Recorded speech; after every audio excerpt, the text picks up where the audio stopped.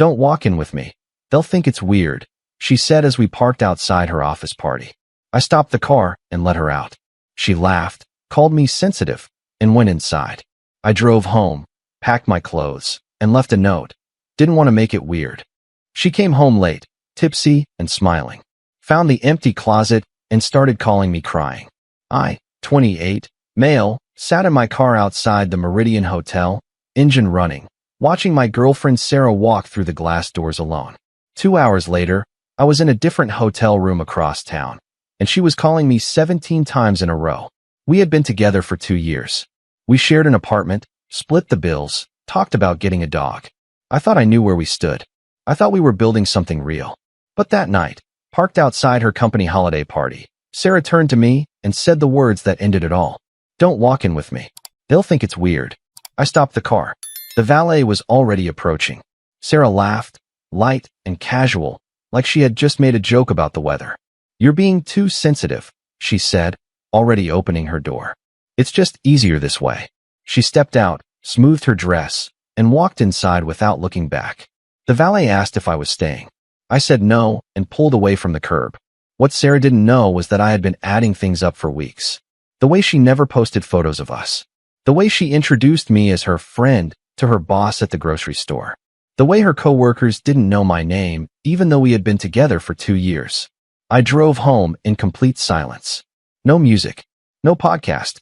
Just the sound of my turn signal clicking at every intersection. By the time I pulled into our apartment complex, I had made my decision. I walked into our bedroom and pulled my suitcase from the closet. I packed my clothes, my laptop, my charger, and the watch my father gave me. I took my name off the lease 6 months ago when Sarah said she wanted to build her credit, so legally, I was already gone. I just hadn't moved my body yet. I left my key on the kitchen counter next to a note I wrote on the back of a grocery receipt. Didn't want to make it weird. Then I checked into a Comfort Inn 20 minutes away, turned off my phone, and went to sleep. Sarah came home just after midnight.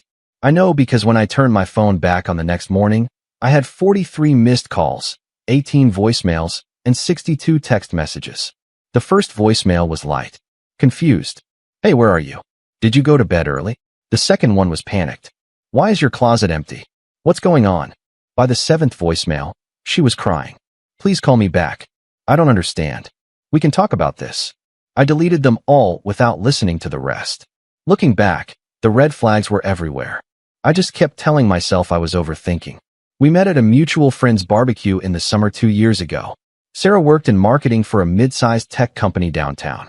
I worked in logistics for a shipping firm on the west side. We weren't in the same industry, but we got along. She was funny, sharp, ambitious. I liked that about her. She seemed genuine. 3 months in, we moved in together. Her lease was ending. Mine had 2 months left, and it made sense financially. We found a 1-bedroom in a decent part of town for $1,200 a month. I handled the deposits. She handled the utilities setup. It felt like teamwork. It felt like progress. But small things started feeling off around the 6-month mark. She threw a housewarming party and invited 12 people. I knew 3 of them. The rest were her coworkers and college friends. I spent the evening making small talk with strangers in my own living room.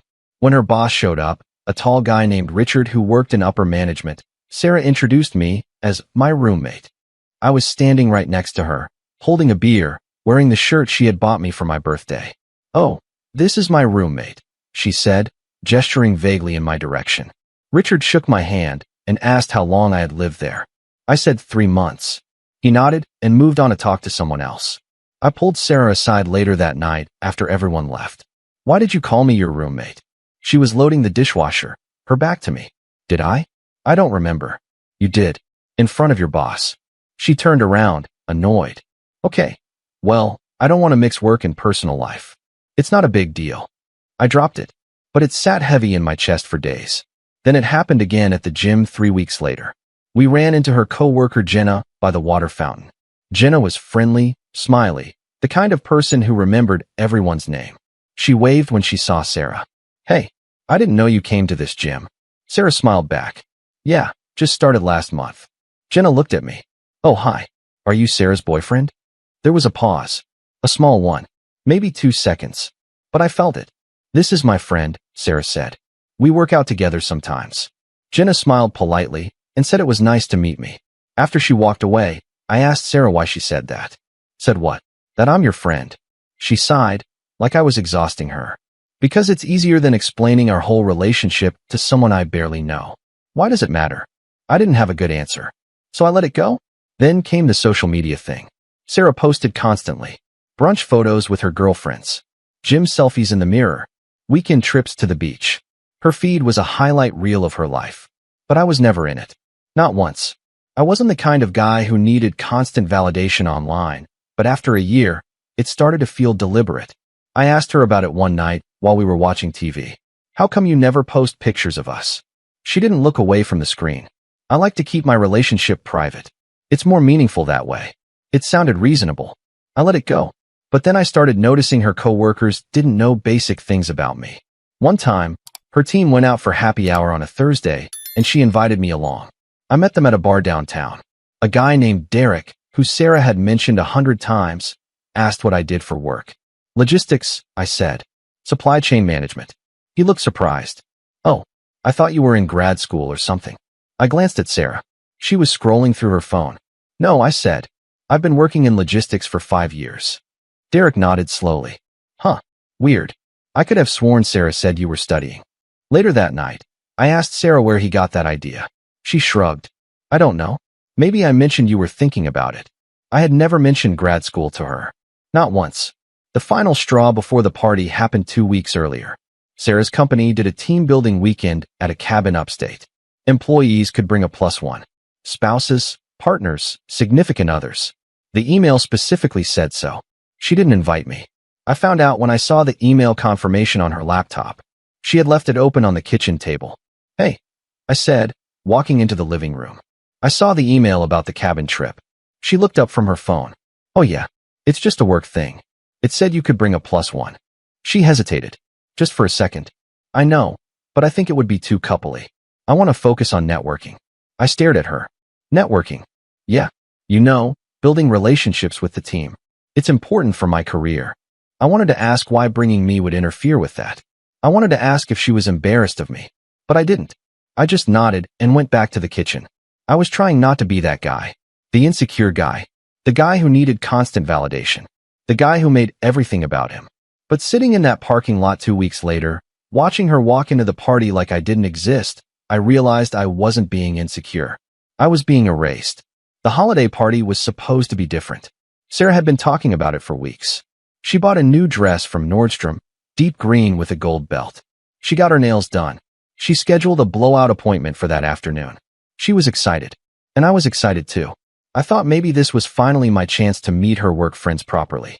To be introduced as her boyfriend. To feel like I was part of her life instead of a shadow in the background. We got ready together that evening. I wore a dark blazer and a light blue button-down shirt. She wore the green dress and gold heels. We looked good together. I even took a photo of us in the mirror before we left, her leaning back against me, both of us smiling. It was the last photo we would ever take together. The drive to the hotel was normal. We talked about her boss, about the open bar, about how her team was probably going to get too drunk and embarrass themselves. She seemed happy, relaxed. She even reached over and squeezed my hand at a red light. Thanks for coming with me, she said. I squeezed back. Of course. But when I pulled up to the valet stand at the Meridian, her whole energy shifted. She looked at the entrance, then at me, then back at the entrance. Her smile faded. She checked her phone, adjusted her seatbelt. Hey, she said, her voice suddenly careful. Would you mind if I went in first? I frowned. What do you mean? She smiled, but it didn't reach her eyes. Just like, don't walk in with me. People might think it's weird. The valet was standing 10 feet away, waiting. A couple walked past us, laughing, arm in arm. Weird how? I asked. She laughed, waving her hand like I was overreacting. You know, like, why is there a random guy here? It's a work thing. I just don't want it to be awkward. The words hit me like cold water. Random guy? I had been with this woman for 2 years. I paid half the rent every month, $600 on the first, never late. I bought groceries. I cooked dinner 3 nights a week. I fixed the leaking sink in our bathroom with a YouTube tutorial and a wrench I bought at Home Depot. I listened to her complain about Derek from accounting for 6 months straight. And I was a random guy. Sarah, I said slowly. I'm your boyfriend. She sighed, already opening the car door.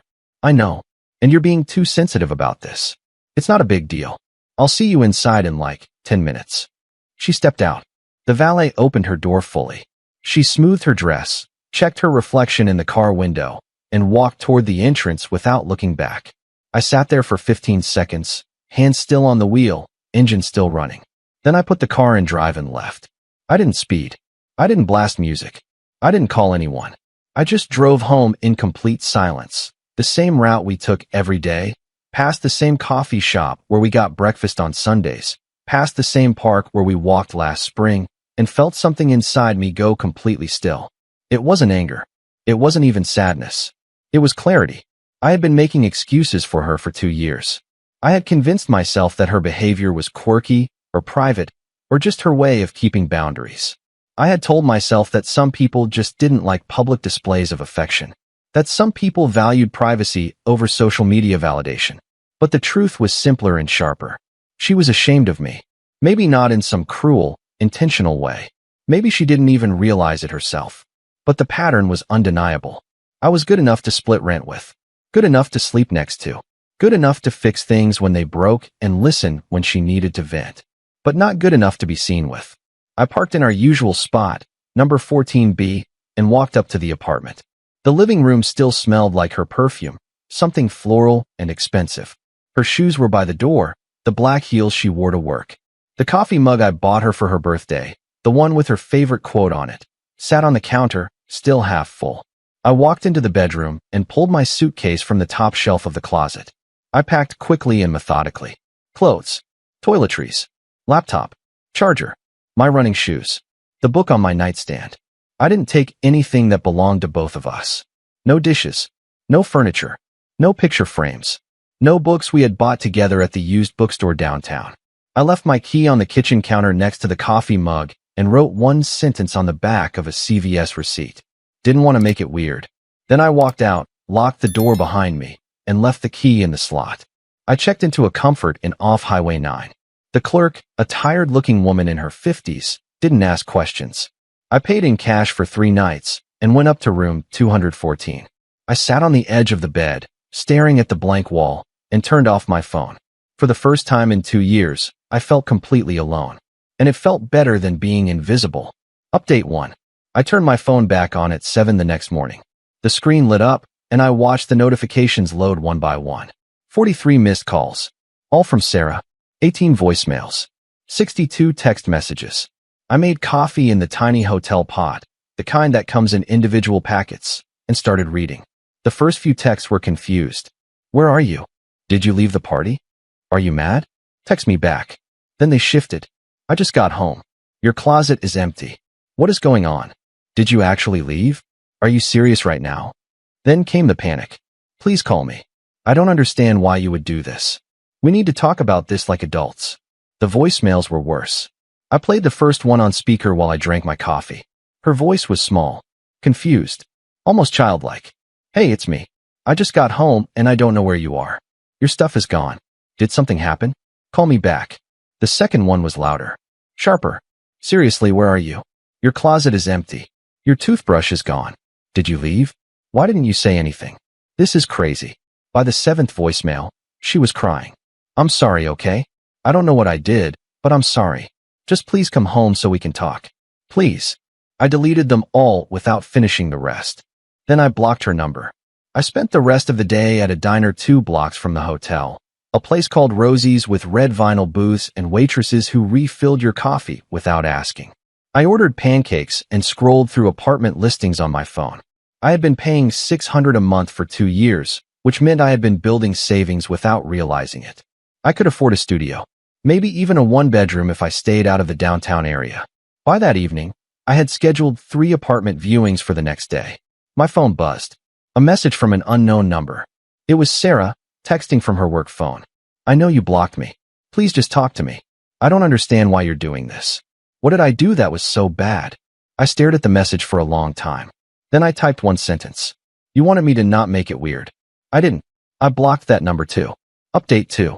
3 days later, I signed a lease on a studio apartment in a quiet neighborhood called Maplewood, 20 minutes from my job. It was small, for 100 square feet, with a kitchenette and a bathroom the size of a closet. But it had hardwood floors and big windows that let in morning light. It was clean. It was affordable. It was mine. I moved in with 2 suitcases and a futon I bought off Facebook Marketplace for $80. The guy who sold it helped me load it into my car and asked if I was moving to the city. I said no, just starting over. He nodded like he understood. It wasn't much, but it was the first place I had lived alone in 2 years, and it felt like freedom. Sarah kept trying. She called from different numbers. She sent emails. Long ones, full of questions and apologies and accusations. She said she didn't understand what she had done wrong. She said I was overreacting. She said we had built a life together, and I was throwing it away over nothing. I read them once and archived them without responding. Then, exactly 1 week after I left, she showed up at my job.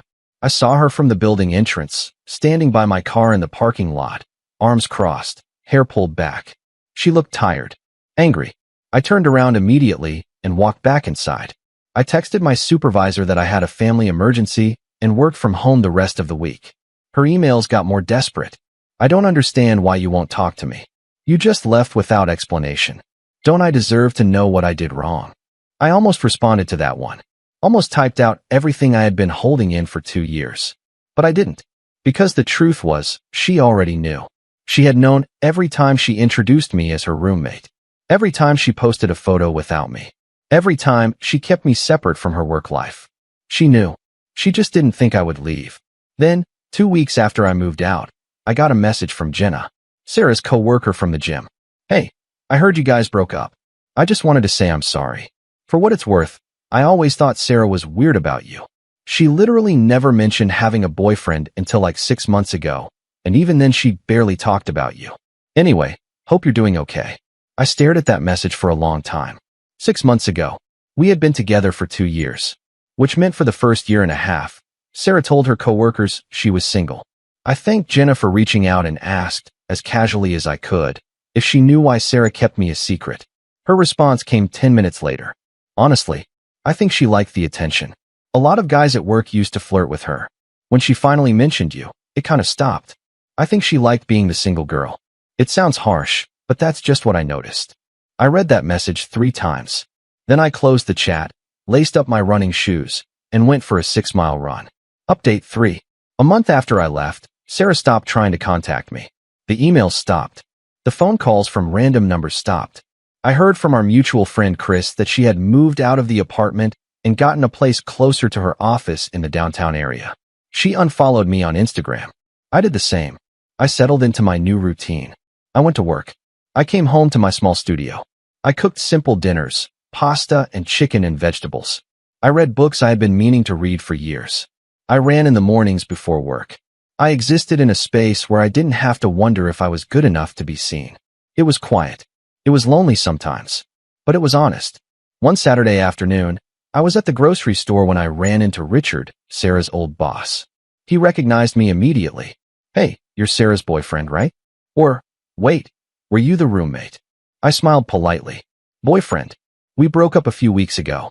He looked genuinely surprised. Oh man, I'm sorry to hear that. I didn't even know you two were together. She never really talked about her personal life at work. I nodded. Yeah, that was kind of the problem. He laughed awkwardly and said he hoped I was doing okay. I thanked him and moved on. But that interaction stayed with me. Even her boss didn't know we were together. After 2 years, I wasn't a secret because she valued privacy. I was a secret because she wanted to keep her options open. Final closure. It has been 4 months since I left that note on the counter. I still live in the studio in Maplewood. I bought a Real bed, a small couch, and a coffee table from IKEA. I hung up pictures. I got a plant that I somehow haven't killed yet. It's starting to feel like home. Sarah and I haven't spoken since the night I left. I heard through Chris that she's seeing someone new, a guy from her office. I didn't ask for details. I didn't want them. I don't think about her much anymore. Sometimes I see a green dress in a store window, and I remember the party. Sometimes I drive past the Meridian, and I remember sitting in that parking lot. But it doesn't sting the way it used to. A few weeks ago, I matched with someone on a dating app. Her name is Rachel. She's a 3rd-grade teacher with a dog named Biscuit. We went on 2 dates. Coffee first, then dinner at a Thai place she recommended. On the second date, She posted a photo of us at the coffee shop.